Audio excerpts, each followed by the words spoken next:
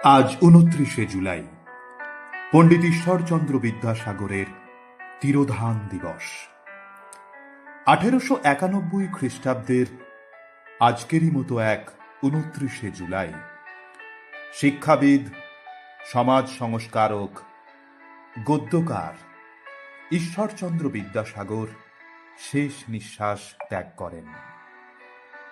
বারেকপুর প্রাথমিক বিদ্যালয়ের পক্ষ থেকে বিদ্যালয়ের শিক্ষক শিক্ষিকা এবং শিক্ষার্থীরা বিদ্যাসাগরের ছবিতে ফুল ও মালা দিয়ে শ্রদ্ধা জ্ঞাপন করল।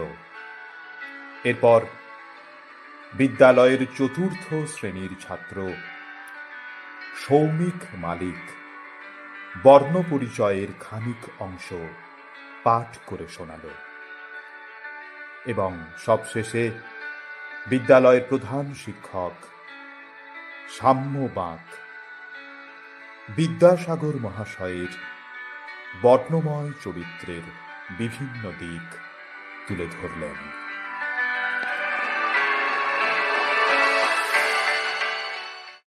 গোপাল বড় সুবল, তার বাপমা যা বলতো সে তাই করতো, যা পেত তাই খেত, যা পেত তাই পড়তো। এই এক বছর সময়কালের মধ্যে বিদ্যাসাগর মহাশয় ৩৫টা স্কুল করেছিলেন এবং সেই ৩৫টা স্কুলের মধ্যে শুধু ২০টা স্কুল হচ্ছে আমাদের হুগলি জেলাতে। আমরা যে জেলায় বর্তমানে বসবাস করি সেই হুগলি জেলাতে ২০টা স্কুল করেছিলেন বিদ্যাসাগর মহাশয়। ১১টা স্কুল করেছিলেন বর্ধমান জেলায়, তাহলে ২০ আর ১১ হলো ৩১। ৩টে স্কুল করেছিলেন মেদিনীপুরে আর একটি স্কুল করেছিলেন নদিয়াতে। ১৮৫৭ সালে নভেম্বর মাস থেকে ১৮৫৮ সালের মে মাস, অর্থাৎ মাত্র ৭ মাস সময়ের মধ্যে বিদ্যাসাগর মশাই ৩৫টা স্কুল করলেন এবং সব স্কুলগুলো মেয়েদের স্কুল। সেই মেয়েদের স্কুলগুলো উনি তৈরি করলেন শুধুমাত্র মেয়েদেরকে শিক্ষিত করার জন্য, আর তাকে পিছন থেকে টানছিলেন সেই সময় যাতে এগুলো পড়তে না পারে সমাজের যারা সমাজকর্মী ছিলেন সেই সময়। কিন্তু তাই নয়, বিদ্যাসাগর পাশেও পেয়েছেন রাজা রাধাকান্ত দেবের মতন মানুষ তিনি পাশে পেয়েছেন। তাদেরকে সঙ্গে নিয়ে বিদ্যাসাগর মেয়েদের স্কুলগুলো তৈরি করেছে।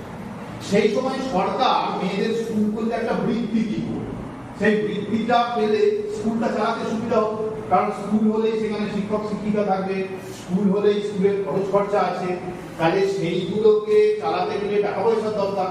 বিদ্যাসাগরকে সরকার বলেছিল আপনাকে বৃত্তি দেওয়া হবে, প্রথম দ্বিতীয় শুরু করেছিল, তারপরে সরকার সেই বৃত্তি দেওয়াটাও বন্ধ করে দিল। বিদ্যাসাগর কিন্তু স্কুল বন্ধ করেন। তিনি অত্যন্ত পরিশ্রমী, মেধাবী এবং একরক্ষা মানুষ ছিলেন, সেই জন্য নিজের চেষ্টায় সেই স্কুলগুলো চালিয়ে নিয়ে গিয়েছিল। তাহলে এই হচ্ছে সেই বিদ্যাসাগর, যার একটা দিক শুধু আমি তোমাদের বললাম। বিদ্যাসাগরের আরো অনেক দিক আছে। বিদ্যাসাগরের গর্ব পরিচয়ের কথা তোমরা জানো, বিদ্যাসাগরের কথামালা, বোধোদয়, অনেক অজস্র বই আছে।